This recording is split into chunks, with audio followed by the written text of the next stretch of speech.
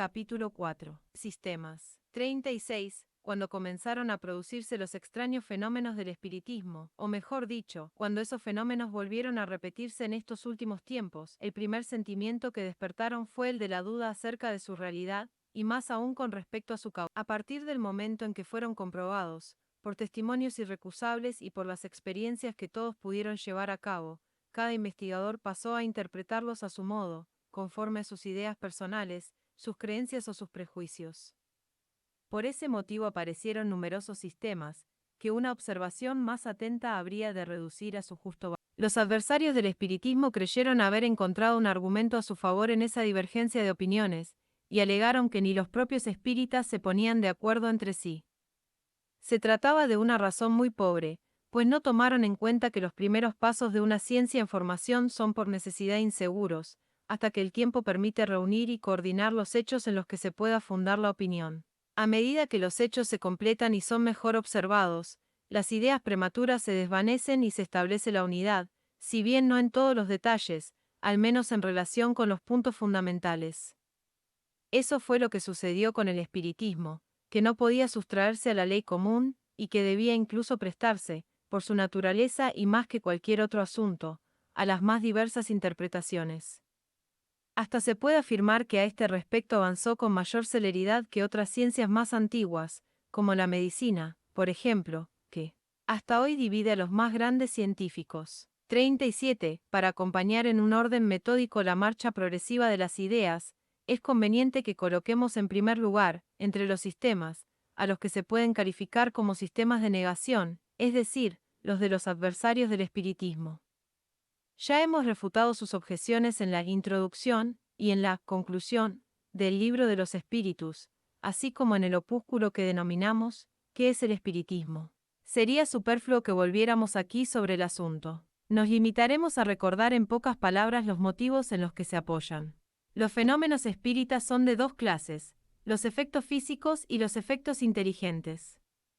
Como los adversarios no admiten la existencia de los espíritus, pues no admiten nada fuera de la materia, se comprende que nieguen los efectos inteligentes. En cuanto a los efectos físicos, los interpretan desde su propio punto de vista, y sus argumentos pueden resumirse en los 4 sistemas siguientes. 38. Sistema del charlatanismo. Entre los adversarios del espiritismo, muchos atribuyen esos efectos al engaño, por el hecho de que algunos pudieron ser imitados. Esta suposición transformaría a todos los espíritas en engañados, y a todos los médiums en engañadores, sin tomar en cuenta la posición, el carácter, el saber y la honradez de las personas. Si esto mereciera una respuesta, diríamos que ciertos fenómenos de la física también son imitados por los prestidigitadores, y que eso nada prueba en contra de la verdadera ciencia. Por otra parte, hay personas cuyo carácter aleja toda sospecha de fraude, y sería dar muestras de falta de educación y urbanidad que alguien se atreviera a decirles que son cómplices de una estafa. En un salón muy respetable, un señor que se decía bien educado se permitió una reflexión de esa índole, y la dueña de casa le dijo lo siguiente: «Señor, puesto que no está usted satisfecho, se le devolverá su dinero en la puerta». Y, con un gesto, le indicó lo mejor que podía hacer. Se deberá de eso sacar la conclusión de que nunca hubo abuso. Para creerlo, sería necesario que se admitiera que los seres humanos son perfectos. Se abusa de todo, hasta de las cosas más sagradas. ¿Por qué no se abusaría del espiritismo? Sin embargo, el mal uso que se haga de una cosa no es motivo para que la cosa en sí sea prejuzgada de modo negativo.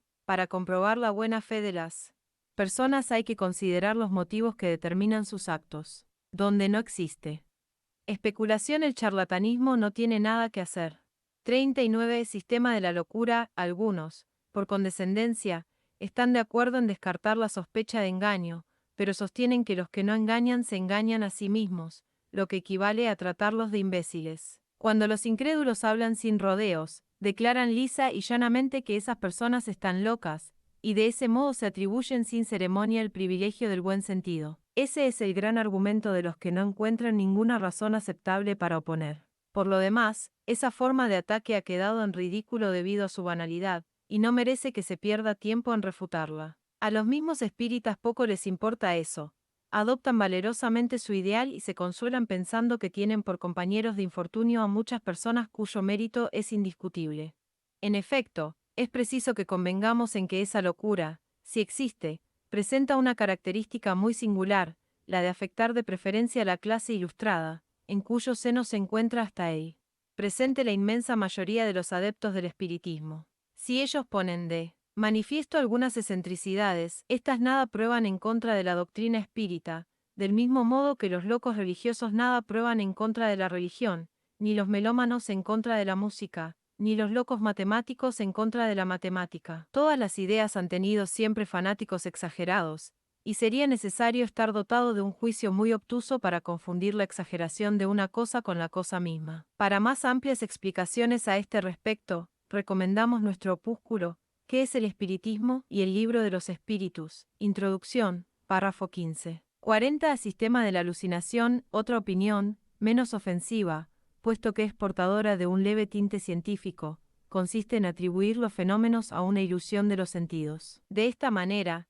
el observador obraría de muy buena fe, solo que creería ver lo que no ve. Cuando dice que ve una mesa que se eleva y permanece en el aire sin ningún punto de apoyo, en realidad la mesa ni siquiera se mueve. La ve en el aire por una especie de espejismo, o por un efecto de refracción semejante al que hace que veamos en el agua un astro o un objeto cualquiera, fuera de su posición real. Esto, en rigor, sería posible. Con todo, los que ya han sido testigos del fenómeno de la mesa suspendida pudieron comprobar su aislamiento pasando por debajo de ella, lo que parece difícil de conseguir en caso de que no haya dejado el suelo. Por otro lado, ha sucedido muchas veces que la mesa se quebró al caer.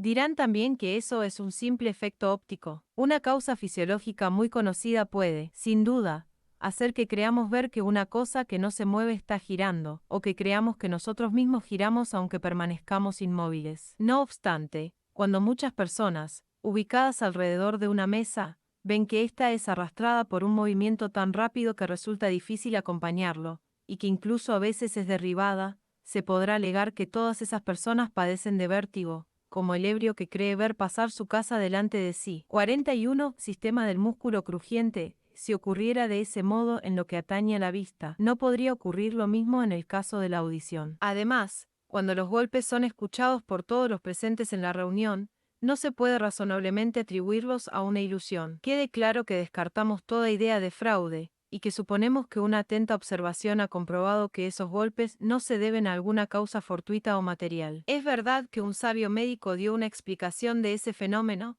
categórica según su opinión. 1. La causa manifestó está en las contracciones, voluntarias o involuntarias, del tendón del músculo peroneo corto, y luego se introdujo en los más completos detalles anatómicos, para demostrar el mecanismo merced al cual ese tendón es capaz de producir los ruidos, imitar el redoble del tambor y ejecutar, inclusive, ritmos musicales. De ahí concluyó que quienes creen escuchar golpes en una mesa son víctimas de una mistificación o de una ilusión. El hecho, de por sí, no es nuevo. Lamentablemente, para el autor de este presunto descubrimiento, su teoría es incapaz de explicar todos los casos. Digamos, en primer lugar, que los que gozan de la extraña facultad de hacer que su músculo peroneo corto, o cualquier otro, haga crujidos a voluntad, o ejecute composiciones musicales por ese medio, son sujetos excepcionales, en tanto que la aptitud para hacer que una mesa de golpes es muy común, y no todos los que poseen esta última facultad están dotados de la primera. En segundo lugar, el sabio doctor ha olvidado explicar cómo el crujido muscular de una persona inmóvil y separada de la mesa puede producir en ella vibraciones sensibles al tacto,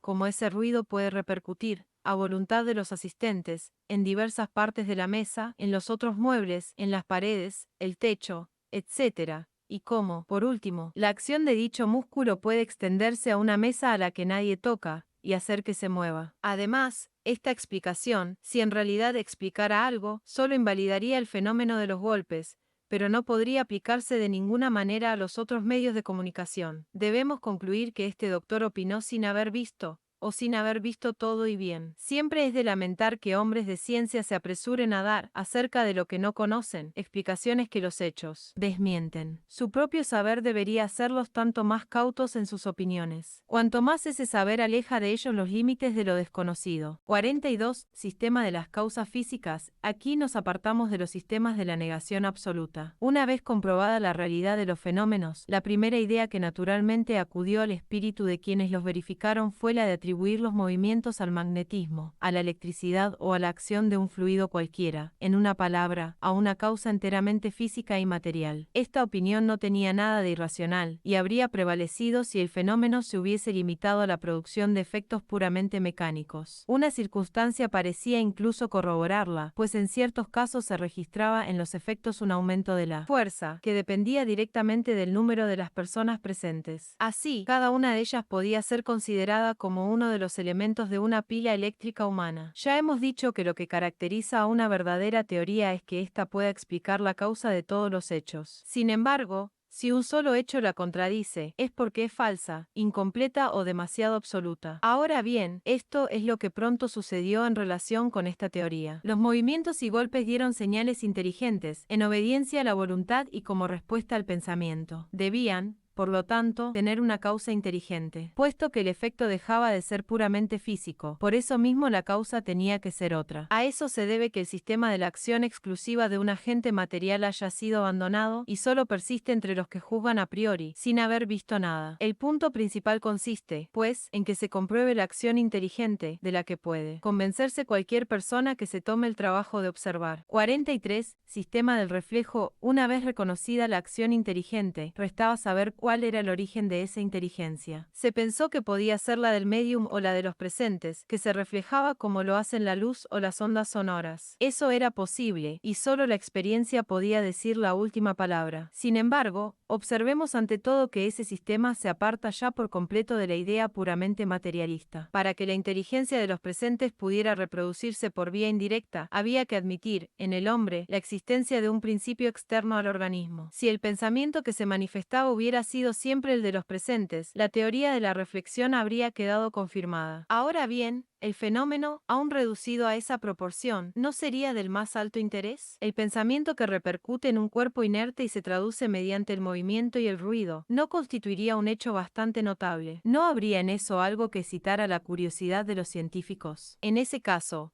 ¿por qué lo despreciaron, ellos, que llegan hasta el agotamiento cuando investigan una simple fibra nerviosa? Dijimos que solo la experiencia podía confirmar o refutar esa teoría, y la experiencia la ha refutado, porque demuestra a cada instante, y con los hechos más positivos, que el pensamiento que se manifiesta no solo puede ser ajeno al de los presentes, sino que casi siempre es por completo contrario al de estos, y que contradice todas las ideas preconcebidas y frustra todas las previsiones. En efecto, cuando pienso blanco y me responden negro, me resulta difícil creer que la respuesta provenga de mí mismo. Los que defienden esta teoría invocan ciertos casos en los que se registra una identidad entre el pensamiento que se manifiesta y el de los presentes. No obstante, ¿qué prueba eso? Sino que los presentes pueden pensar del mismo modo que la inteligencia que se comunica. No hay por qué pretender que ambas opiniones deban ser siempre opuestas. Cuando en el transcurso de una conversación, el interlocutor emite un pensamiento análogo al vuestro, diréis por eso ¿qué tal? ¿Pensamiento proviene de vosotros? Bastan algunos ejemplos en contrario, debidamente constatados, para probar que esa teoría no puede ser absoluta. Por otra parte, ¿cómo se podría explicar, mediante la reflexión del pensamiento, la escritura producida por personas que no saben escribir, y las respuestas del más elevado alcance filosófico, obtenidas por personas iletradas, y las que son dadas a preguntas mentales, o en un idioma que el medium no conoce, así como mil otros hechos que no dejan lugar a duda acerca de la independencia de la inteligencia que se manifiesta? La opinión opuesta solo puede ser el resultado de la falta de observación. Si bien la presencia de una inteligencia extraña está probada moralmente por la naturaleza de las respuestas, también está probada materialmente por el fenómeno de la escritura directa, es decir, por la escritura obtenida en forma espontánea, sin pluma ni lápiz, sin contacto, y a pesar de las precauciones que se tomen para prevenirse contra cualquier subterfugio. El carácter inteligente del fenómeno no puede ser puesto en duda. Por consiguiente, hay en él algo más que una acción fluídica. Por otra parte, la espontaneidad del pensamiento, que se manifiesta independientemente de toda expectativa y sin que se haya formulado pregunta alguna, no da lugar a que pueda ser confundido con un reflejo del pensamiento de los presentes. El sistema del reflejo es bastante desagradable en ciertos casos. Cuando en una reunión de personas honestas surge en forma inesperada una de esas comunicaciones que indignan por su grosería, atribuirla a uno de los presentes sería cometer una grave falta de respeto, y es probable que todos se apresuraran a repudiarla. Véase el libro de los espíritus, Introducción, párrafo 16. 44. Sistema del alma colectiva es una variante del precedente. Según este sistema, solamente se manifiesta el alma del medium, pero identificada con las almas de muchas otras personas vivas, ausentes o presentes en el lugar de la manifestación, para formar un todo colectivo que reúne las aptitudes, la inteligencia y los conocimientos de cada una de ellas. Aunque el opúsculo que expone esa teoría se titule La Luz 2, su estilo nos ha parecido muy oscuro. Confesamos que casi no lo comprendimos, y solo de memoria hablamos de él. Por otra parte, se trata de una opinión personal, como tantas otras, que cuenta con escasos prosélitos. Con el nombre de Emma Tirpsé, el autor designa al ser colectivo que él representa. Como epígrafe, adoptó la siguiente máxima: nada hay oculto que no llegue a ser conocido. Esta proposición es evidentemente falsa, porque existe una infinidad de cosas que el hombre no puede ni debe saber, y muy presuntuoso sería quien pretendiera descifrar todos los secretos de Dios. 45. Sistema sonambúrico.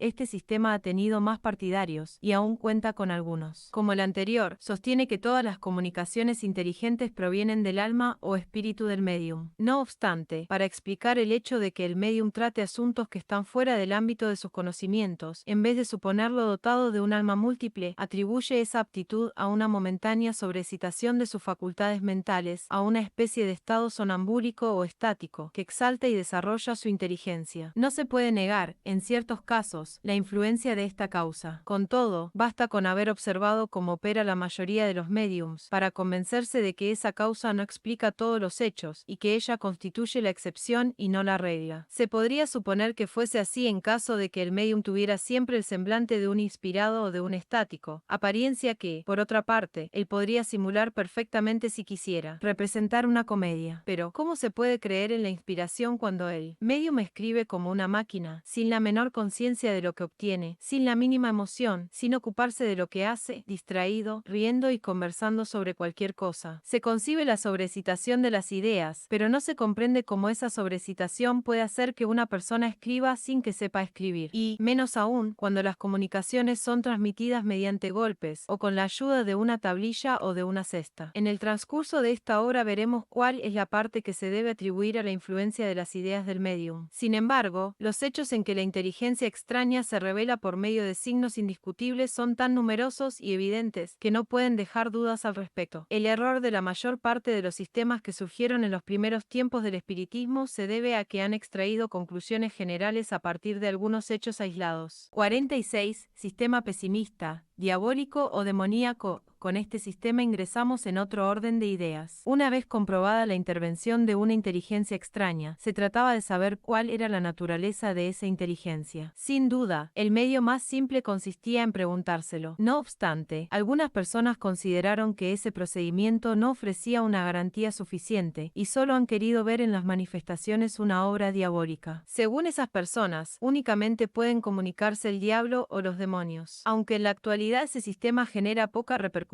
durante cierto tiempo gozó de algún crédito, debido al carácter mismo de los que trataban de hacer que prevalezca. Con todo, destacaremos que los partidarios del sistema demoníaco no deben ser clasificados entre los adversarios del espiritismo, sino todo lo contrario. Se trate de demonios o de ángeles, los seres que se comunican siempre son seres incorporales. Ahora bien, si se admite que los demonios pueden manifestarse, entonces también se admite la posibilidad de que el hombre se comunique con el mundo invisible o, al menos, con una parte de ese mundo. La creencia en la comunicación exclusiva de los demonios, por más irracional que sea, no hubiese parecido imposible en la época en que se consideraba a los espíritus como seres creados fuera de la humanidad. Pero desde que se sabe que los espíritus no son otra cosa que las almas de los hombres que ya han vivido, esa creencia perdió todo su prestigio y, se puede decir, toda verosimilitud. Admitirla implica sostener que todas esas almas son demonios, aunque sean las de un padre, un hijo o un amigo, y que nosotros mismos, al morir, nos convertiremos en demonios. Se trata de una doctrina poco halagüeña y nada consoladora para muchas personas. Muy difícil será convencer a una madre de que el hijo querido al que perdió y que después de la muerte viene a ofrecerle pruebas de su afecto y de su identidad, sea un secuaz de Satanás. Es verdad que existen espíritus que son muy malos y que no valen más que los denominados demonios, pero eso se debe a una razón muy simple, la de que existen hombres muy malos que por el hecho de morir no se vuelven buenos en forma inmediata. La cuestión consiste en saber si son ellos los únicos que pueden comunicarse con nosotros. A los que piensan de ese modo les dirigimos las siguientes preguntas. Primero, ¿existen los espíritus buenos y los espíritus malos? Segundo, ¿es Dios más poderoso que los espíritus malos o que los demonios, si así queréis llamarlos? Tercero, afirmar que solo los espíritus malos se comunican con los hombres implica decir que los buenos no pueden hacerlo. Si así fuera, una de dos cosas, eso ocurre por la voluntad de Dios o en su contra. Si es contra su voluntad, entonces los espíritus malos son más poderosos que Él. Y si es por su voluntad, porque Dios, en su bondad, no permitiría que los espíritus buenos se comunicaran para contrabalancear la influencia de los otros. Cuarto, ¿qué pruebas podéis dar acerca de la imposibilidad de que los espíritus buenos se comuniquen con nosotros? Quinto, cuando os oponemos la sabiduría de ciertas comunicaciones, replicáis que el demonio emplea una infinidad de máscaras para seducir mejor. En efecto, sabemos que hay espíritus hipócritas que confieren a su lenguaje un falso barniz de sabiduría. No obstante, admitís que la ignorancia puede imitar al verdadero saber y que una naturaleza malvada imite a la verdadera virtud, sin dejar ningún indicio que denuncie el fraude. Sexto, si el demonio es el único que se comunica, dado que él es enemigo de Dios y de los hombres, ¿por qué recomienda que se ore a Dios, que nos sometamos a la voluntad de Dios, que soportemos sin quejas las tribulaciones de la vida, que no ambicionemos honores ni riquezas, que practiquemos la caridad y todas las máximas de Cristo? En suma, que hagamos todo lo necesario para destruir su imperio? Si el que da esos consejos es el demonio, tenemos que admitir que, por más astuto que sea, es bastante torpe al proporcionar armas que se usan en su contra. 3. Séptimo, dado que los espíritus se comunican con nosotros, eso se debe a que Dios lo permite. En vista de que hay buenas y malas comunicaciones, ¿no será más lógico admitir que Dios permite unas para probarnos y otras para aconsejarnos el bien? Octavo, ¿qué pensaríais de un padre que dejara a su hijo a merced de ejemplos y consejos perniciosos, que lo apartara de él y le prohibiese tener contacto con las personas que podrían desviarlo del mal? Un buen padre no haría eso. Debemos pensar, pues, que Dios, la bondad por excelencia, haga menos de lo que haría un hombre. Noveno, la Iglesia reconoce como auténticas ciertas manifestaciones de la Virgen y de otros santos, en apariciones, visiones, comunicaciones orales, etc. Esta creencia no está en contradicción con la doctrina de la comunicación exclusiva de los demonios. Creemos que algunas personas han profesado esa teoría de buena fe. No obstante, también creemos que muchos lo hicieron únicamente para no tener que ocuparse de esas cosas, debido a las malas comunicaciones que todos están expuestos a recibir. Al decir que solo el diablo se manifiesta, han querido aterrorizar, más o menos como se hace con un niño al que se le dice, no toques eso, porque quema. La intención puede haber sido loable, pero no llegó a su objetivo, puesto que la prohibición solo sirve para excitar la curiosidad y el temor al diablo ya no refrena a casi nadie. Todos quieren verlo, al menos para saber cómo es, y quedan muy asombrados porque no les resulta tan feo como lo imaginaban. ¿No se podría hallar también otro motivo para esa teoría exclusiva del diablo? Hay personas que consideran que todos los que no son de su parecer están equivocados. Ahora bien, los que pretenden que todas las comunicaciones son obra del demonio, no serán inducidos a eso por el temor de que los espíritus no estén de acuerdo con ellos acerca de todos los puntos, más aún sobre los que se refieren a los intereses de este mundo que sobre los relativos a los intereses del otro. Como no pueden negar los hechos, han querido presentarlos con un aspecto aterrador. Sin embargo, ese medio no ha tenido mejor resultado que los otros. Donde el temor al ridículo es impotente, es preciso dejar que las cosas sigan su curso. Si un musulmán escuchara a un espíritu hablar en contra de ciertas leyes del Corán, seguramente creería que se trata de un espíritu malo. Lo mismo sucedería con un judío, en lo atinente a algunas prácticas de la ley de Moisés. En cuanto a los católicos, hemos oído afirmar a uno de ellos que el espíritu que se comunicaba solo podía ser el diablo, porque se había permitido pensar de manera diferente a la de la acerca del poder temporal, pese a que solo había predicado la caridad, la tolerancia, el amor al prójimo y la abnegación de las cosas de este mundo, máximas que Cristo enseñó. Puesto que los espíritus no son otros que las almas de los hombres, y que los hombres no son perfectos, se sigue de ahí que existen espíritus que también son imperfectos, y cuyo carácter se refleja en sus comunicaciones. Es un hecho indiscutible que existen espíritus malos, astutos, profundamente hipócritas, de los que es preciso estar prevenido. No obstante, el hecho de que en el mundo se encuentren hombres perversos, es motivo para que nos apartemos de toda la sociedad. Dios nos ha dado la razón y el juicio para que evaluemos tanto a los espíritus como a los hombres. El mejor medio de precavernos contra los inconvenientes que puede presentar la práctica del espiritismo no consiste en prohibirlo, sino en hacer que sea comprendido. Un temor imaginario solo impresiona por un instante y no afecta a todos, mientras que todos comprenden la realidad si se la demuestra claramente. 47. Sistema optimista. Al lado de los que solamente ven en esos fenómenos la acción de los demonios, hay otros que solo han visto la acción de los espíritus buenos. Supusieron que el alma, como se halla desprendida de la materia, ya no dispone de ningún velo que le oculte las cosas, de modo que debe poseer la soberana ciencia y la soberana sabiduría. Su confianza ciega en la superioridad absoluta de los seres del mundo invisible ha sido, para muchas personas, la causa de no pocas decepciones. Aprendieron a costa de sí mismos a desconfiar de ciertos espíritus, así como a no confiar en algunos hombres. 48. Sistema uniespírita o monoespírita. Una variante del sistema optimista consiste en la creencia de que un solo espíritu se comunica con los hombres, y que ese espíritu es Cristo, el protector de la tierra. En virtud de las comunicaciones de la más baja trivialidad, de una grosería indignante, llenas de malevolencia y ruindad, sería una profanación y una irreverencia suponer que esas comunicaciones pudiesen provenir del espíritu del bien por excelencia. De todos modos, se podría admitir esa ilusión si los que creen en este sistema solo hubieran recibido comunicaciones irreprochables. Sin embargo, la mayoría de ellos reconoce haber recibido algunas muy malas y explican que se trata de una prueba a la que el espíritu bueno los somete al dictarles cosas absurdas. Así pues, mientras que unos atribuyen todas las comunicaciones al diablo, que puede decir cosas buenas para tentar a los hombres, otros piensan que únicamente Jesús se manifiesta y que puede decir cosas malas, para ponerlos a prueba. Entre esas dos opiniones tan opuestas, ¿quién decidirá?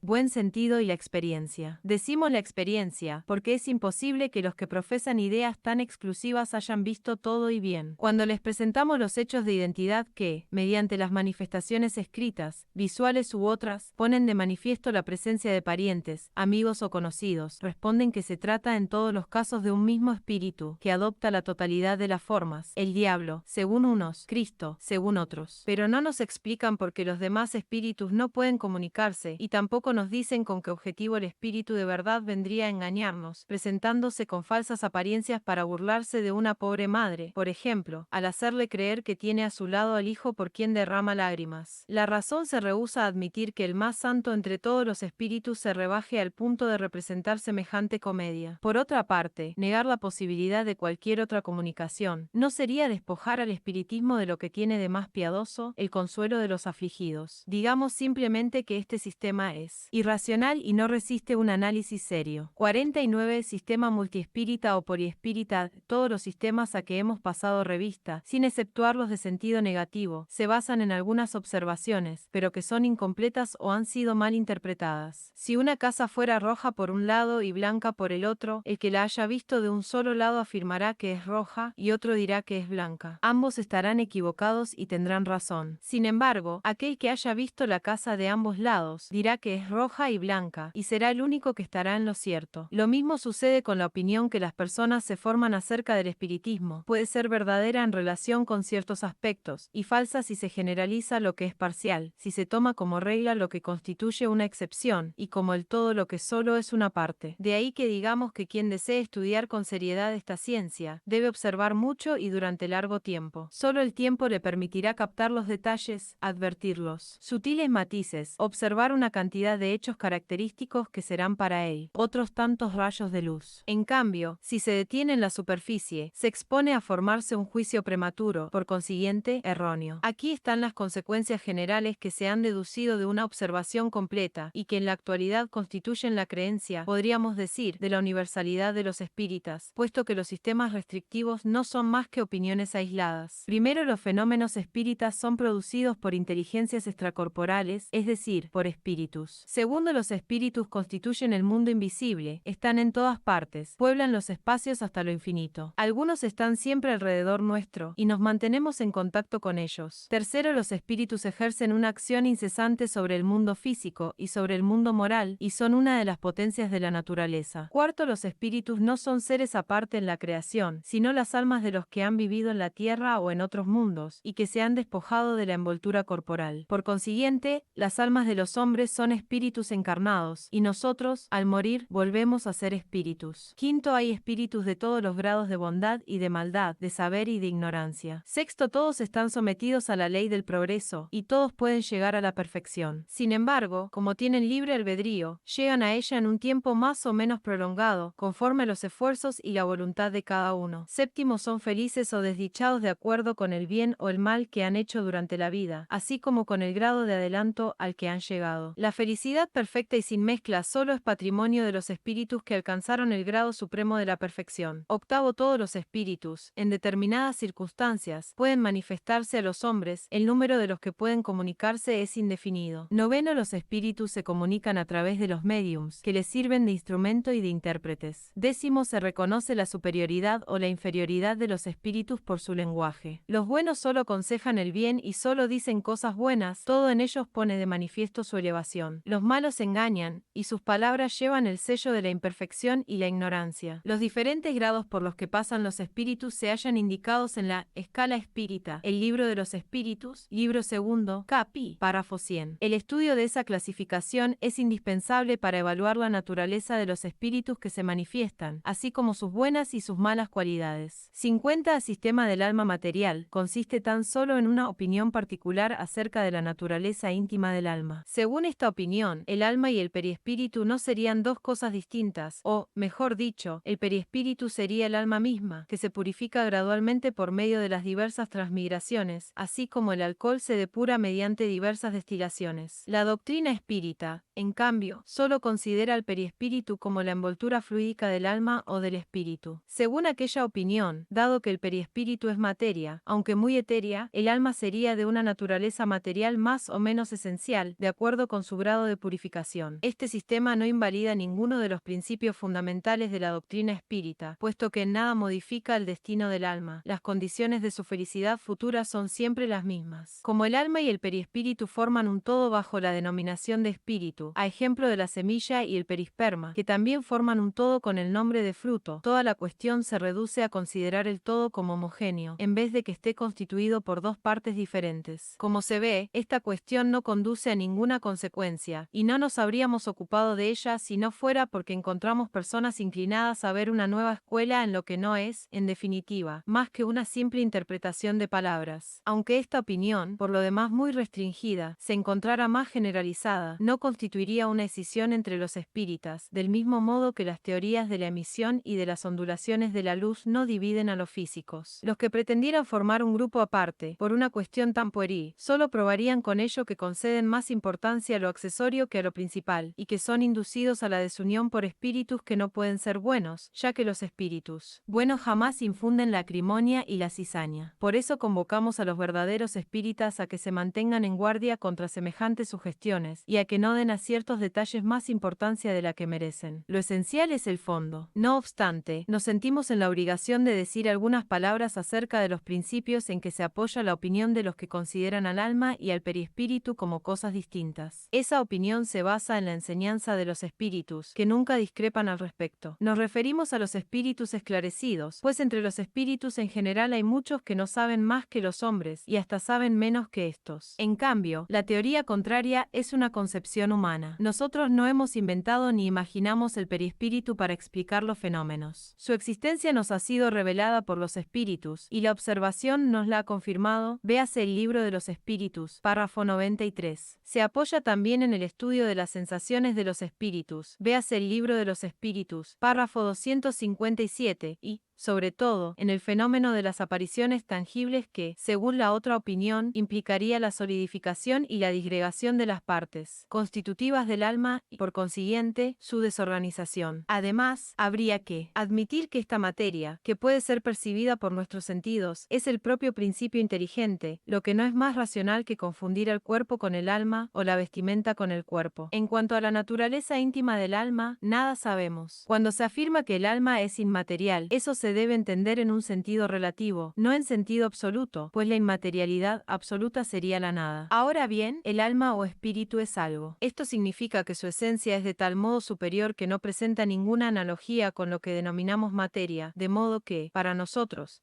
es inmaterial. Véase el Libro de los Espíritus, párrafo 23 y 82. 51. Esta es la respuesta de un espíritu con respecto a este asunto. Lo que algunos llaman perispíritu no es sino lo que otros denominan envoltura material fluídica. Para hacerme comprender de una manera más lógica, diría que ese fluido es la perfectibilidad de los sentidos, la extensión de la vista y de las ideas. Estoy hablando aquí de los espíritus elevados.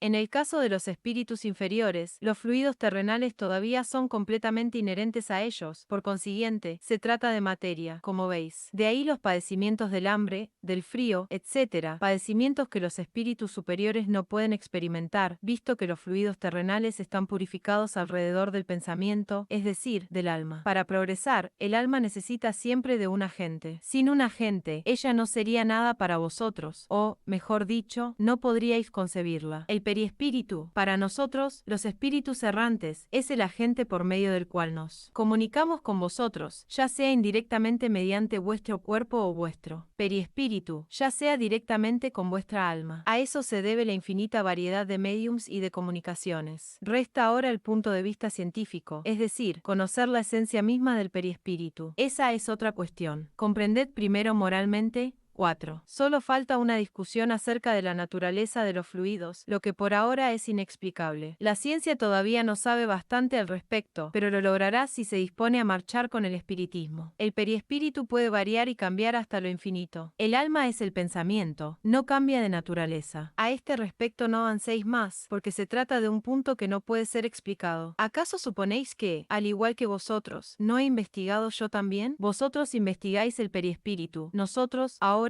investigamos el alma. Aguardad, pues, la amanei. Como se ve, espíritus que consideramos adelantados no han conseguido todavía sondear la naturaleza del alma. ¿Cómo podríamos hacerlo nosotros? Por lo tanto, es perder el tiempo querer escrutar el principio de las cosas que, conforme se ha dicho, en el Libro de los Espíritus, párrafo 17 y 49, forma parte de los secretos de Dios. Pretender investigar, con la ayuda del espiritismo, lo que no se encuentra aún al alcance de la humanidad, es desviarlo de su verdadero objetivo, y hacer como el niño que quiere saber tanto como un anciano. Lo esencial es que el hombre aplique el espiritismo a su perfeccionamiento moral. Lo demás es tan solo una curiosidad estéril y a menudo orgullosa, cuya satisfacción no lo hará avanzar ni un paso. El único medio de progresar consiste en hacernos mejores. Los espíritus que han dictado el libro que lleva su nombre demostraron su sabiduría al mantenerse, en lo que respecta al principio de las cosas, dentro de los límites que Dios no nos permite superar, dejando a los espíritus sistemáticos y presuntuosos la responsabilidad de las teorías prematuras y erróneas, más seductoras que consistentes, que un día caerán ante la razón, como tantas otras surgidas de los cerebros humanos. Ellos solo dijeron exactamente lo que era necesario para que el hombre comprenda el porvenir que le aguarda y, de esa manera, alentarlo a la práctica del bien. Véase, a continuación, segunda parte,